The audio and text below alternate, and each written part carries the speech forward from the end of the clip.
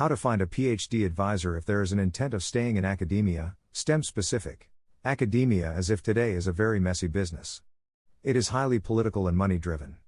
Students who are entering this world have no clue what they are getting into, so I want to write down few pointers that could be helpful in telling them about things they should consider before starting their PhD. 1. In your PhD, the most ingenious thing you will do is to choose the right advisor. Note that the system is overall bad and is there to exploit you rather to teach or guide you. They know you are young, idealistic, don't know anything and depend on them.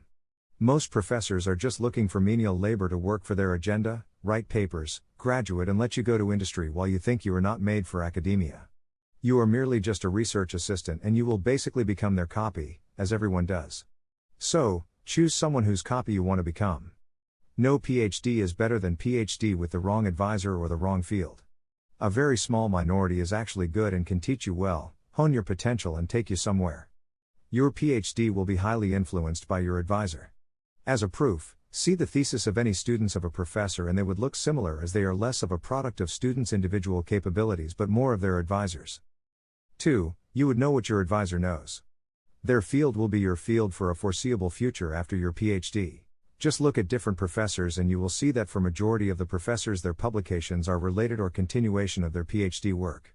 So again, choose someone depending on what you would like to know and pursue after your PhD. It takes considerable effort to know a field from inside out, to make novel contributions and or to change fields.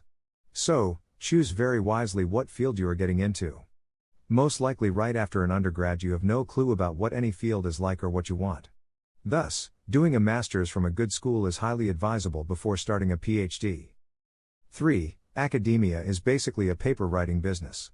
And PhD students are basically tools for the system to keep churning out papers.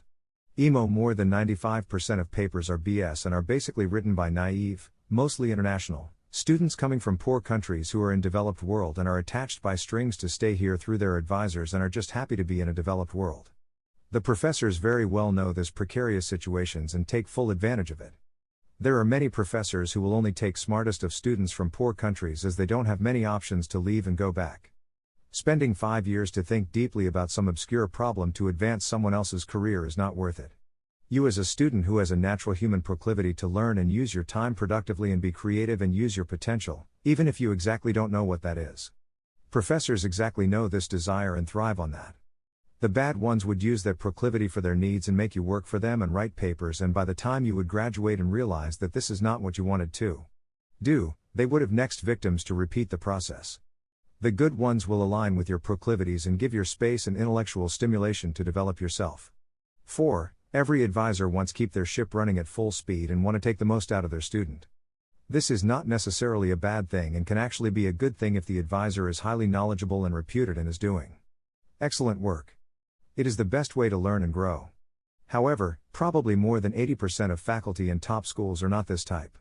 Most are enjoying the tenure system, not caring what problems they are working on, if they are meaningful and if that would help students get a job in academia. All they care about is getting 2 to 3 journal papers out and show the committee you have done something and graduate you and get some grants based on the work to do the same to the next student. It is a very factory/industrial approach on how students are being churned out of the system, which feed the industry in US and are very important part of that system. There are a lot of people in academia who are completely exploiting their tenured position. You would want to avoid these people, as you don't want to be their tool to advance their lives and careers. 5. Your early years are one of the most productive years of your life, where you have the maximum potential to grow and learn. Your PhD thesis and advisor is a defining feature of your life.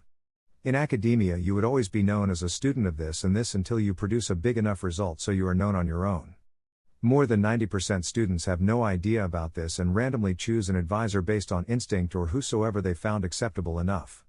And not surprisingly, most people, I would say more than 90%, look back and don't like what they achieved in their PhD. Or regret it altogether. But a careful thinking of your taste and what's out there can drastically reduce these unwanted accidents.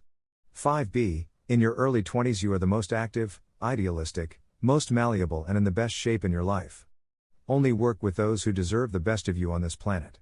6. As I said before, pretty much all professors in academia are exploiting the students to maximum who are naive and cheap labor and young and idealistic. Given the statistics, it is possibly the most common thing to land up with the wrong advisor who use you as paper writing tool and graduate you while you waste the best years of your life neither enjoying nor learning nor making money, worst of all worlds. 7. In academic job market, recommendations and the big name of the advisor is probably the most important thing. There are people with much better results who don't get an academic job while a mediocre thesis but big advisor gets you a position. Finally, be very selfish. Don't waste your time and energy working with somebody who doesn't care about their work or is just into managing you. Remember, it is how the business is, and many people won't survive if there aren't naive students who don't come to them asking for work/PhD. But it is your responsibility to make sure you are not a victim of such people. Only work with smart, competent and best of the people and surround yourself with smartest people on the planet to do best in life. As an academic, there is only one way to live life, which is to take complete joy from your work. Doing something that is in tune with your psyche and feeling that what you are doing is worthwhile and important and something worth spending so much of your life and energy on. Many times, research is like playing violin. It comes from within, like you can see and feel things and you want to create more music because you are so good at it and because you think it changes the world for the better and you want to be part of it. And because after you have created it, you can feel proud of it. You are sacrificing a lot in terms of money and other things in life you could do, so your work should be worth that much to you. And just as it is in music, you need to find your instrument and your master.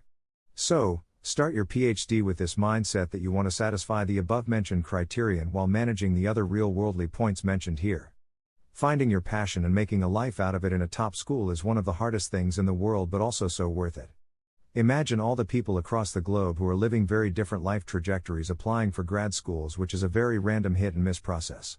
Some of them will get to be at good schools with good advisors who have a lot of experience, who work on good problems and place their students at top places, and generally be around good and the smartest people. And most will randomly choose the best available and live their lives from there and look back and wish they thought it through before choosing the right PhD advisor/school. You can take some time out, be strategic and think through the pros and cons.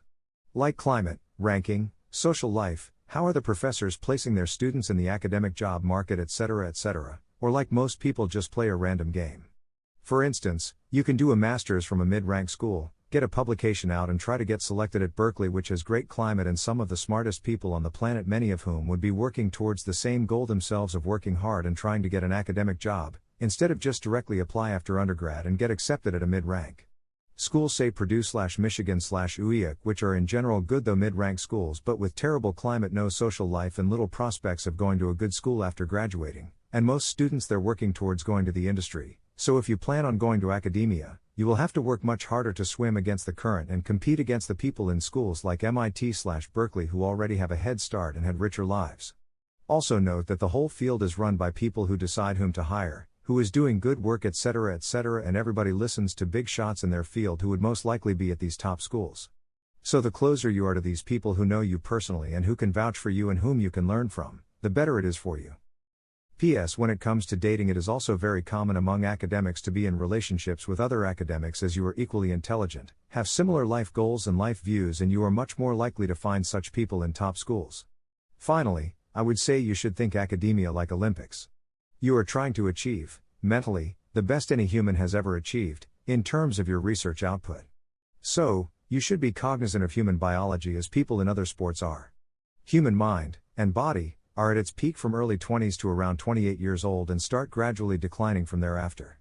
Thus, it is in your best interest to invest your best years in the best people and kind of avoid junk food, waste of time or thinking about things that don't matter, to stay mentally fit and use your time productively. Life is inefficient and things happen, but you should try to still optimize and make the most out of it. As some examples, I can tell you few people who are doing excellent work, who are well respected in the community and who are placing their students in top schools. Matthew Jackson, Stanford. Andrea Montanari, Stanford. Michael Jordan, Berkeley. Elhanan Mosul, MIT. Also note that in academia the most important thing is student quality and that quality decreases much as you go lower ranks. So, getting an academic position at MIT/Berkeley/Stanford could be a dream job where you will be around the smartest people all your life, as opposed to a mid-rank or even lower rank schools where students won't be that good and you will have to work much harder. Source: Reddit/wiki_acads